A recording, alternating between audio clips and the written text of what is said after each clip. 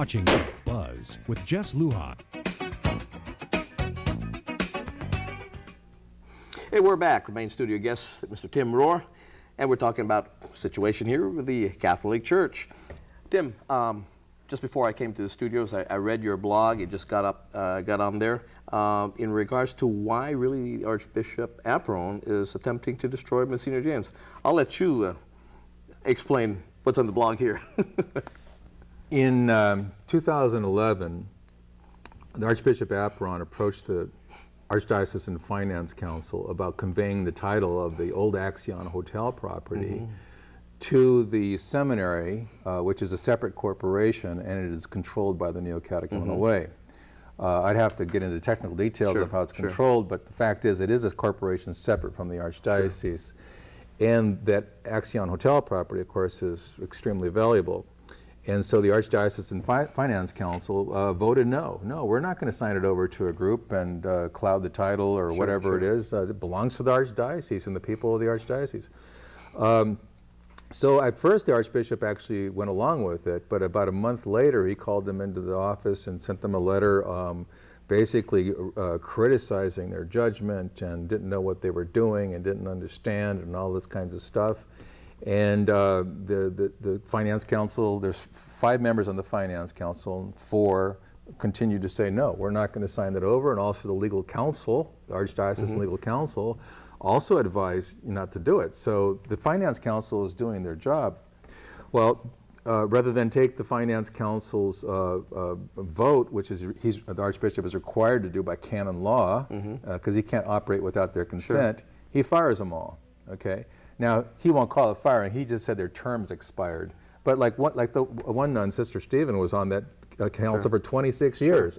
Her term expired 21 years ago, right? You know, and they're all fired at the same time or terminated at the same time. Coincidence. That was actually an illegal act to canon law because there has to be a finance council, a quorum, all the time. The bishop cannot be without a finance council. So when he fired 4, he was down to 1, so he didn't have a finance council.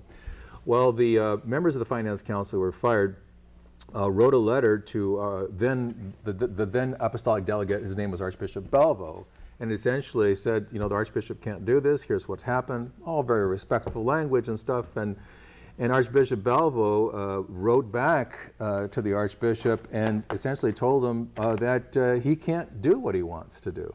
He can't just act unilaterally. So a major slapdown, maybe. A major slapdown is what it was. Well, and then in addition, Archbishop Balvo and the Vatican essentially ordered an audit on this archdiocese.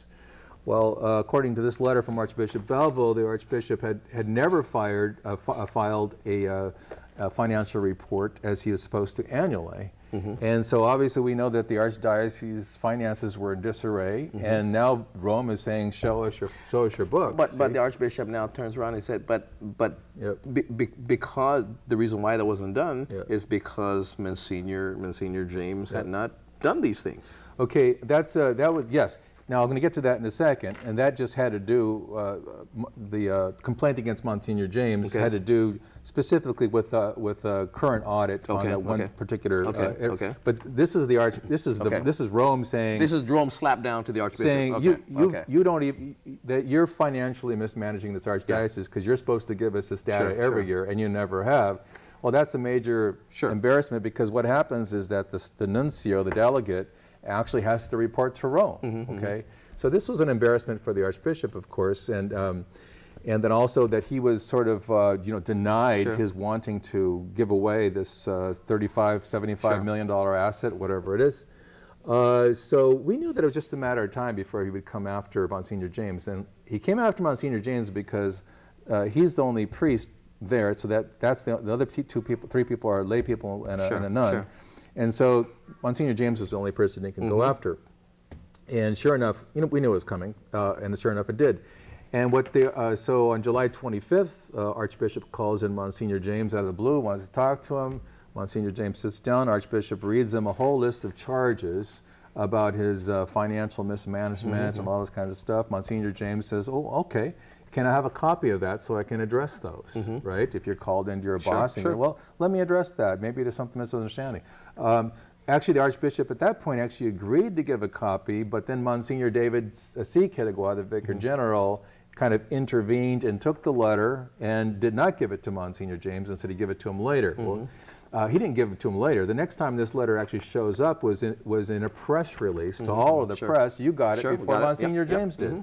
So here we have the Archbishop going to the press, going to you, making this public, dragging this out in public, before actually dealing with his priest. So Monsignor James's just rights are violated, period, even as an employee.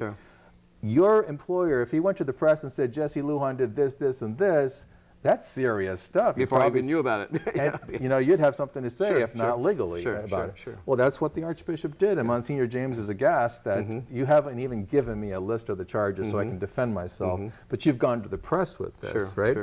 So, but what the Archbishop didn't know was that Monsignor James wasn't really the one that was handling all of this, that he had already assembled when Deloitte started doing actually it was a review. They discovered several issues, and that would happen in anybody's business. And so they sent the Archbishop a letter on January 8th detailing those issues that needed to be addressed. In response, Monsignor James put together a team of Arda Lagan, Joe Rivera, and Rick Duenas, CPA, and a few other people that were helping out. And these are professional financials, right? So they were putting it all together. And they had done such a good job that the Archbishop himself on June the 26th actually sent Monsignor James a letter saying that everything looks good, you know, with hard work, getting these things all in order, and please give the final report on August 15th. Okay? So here he has a letter dated June 26th, sent Archbishop saying everything's good, you know, and you've got till August 15th to finish up, and then we're going to get this done. So on July 25th, he gets hauled in and fired. A month after they wrote that letter. A month after he wrote this letter saying everything is good. We know that everything was good because when Joe Rivera, Arda Lagan, and Rick Duenas went on the steps of the cathedral a few days later, basically they pointed out and they addressed every one of the Archbishop's issues. All of them had been resolved to the Archbishop's satisfaction, except for one that they were still working on, that they would be done in time for the deadline. Maybe the Archbishop have a revelation in a dream or something? No, okay, here's what happens. I mean, there's a person, and I'm not going to use his name, but there is a person that is the head honcho for all of the U.S. Neo-Catechumenal Way, and he comes to Guam every July. And the reason why he comes to Guam is because basically he delivers what's called a scrutiny to the seminarians to see who's ready to be a priest and who's not ready to be a priest. Why some layman is coming to Guam from New Jersey to decide who gets to be a priest for Guam, that should tell you something's wrong right there. But we pretty much know that, I mean, he was here right before Father Paul got fired, and he was here right before Monsignor James got fired. Plus, we already know his name is actually in the Articles of Incorporation because he put his name there and then gave himself all the power to decide the future, decide anything that happens at the seminary, including the ability to control the property once it's in the seminary's name. So it's right there on paper. It's not hard to find who actually is calling the shots in this archdiocese, and it's not the Archbishop. Now let me ask you this now. We know all that. There's a lot of attention. We know a lot of this. But do we need to be even louder? Because we got to bring this in. If all churches are autonomous and run their own, bishops run their own parishes or their dioceses and all that, now we need to bring this into the attention of Rome. And we are, and so lots of letters are going to, the first level of recourse is the Apostolic Nuncio, or the delegate actually. And so he's the kind of guy, now he doesn't have authority over this bishop, but he does report to the Vatican about what's going on. So we know that there's just been a, you know, I mean, his mail is like, you know, dinging every 3 minutes from Guam, right?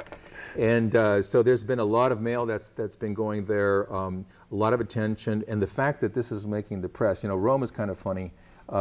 It doesn't seem to act until it's like, oh shoot, you know, it's in the papers, you know, and then they act. Well, it's in the papers, it's in the news, and we're on TV. You know, so. There you go. Got to pay some more bills. Actually, there's some things I want to follow up. There's a follow-up I need to do when you're ready to reveal these things. I know this past Sunday's Umatuna Sizuas was basically a second version. The first one was pulled, or I don't know how many copies were taken off before they were distributed, because there was probably some information there that would have gotten the church into some legal hot water. Should that have gone out? When you reveal it, I'd like to invite you back, but we're going to pay some bills right now, okay? Sounds good. Be right back.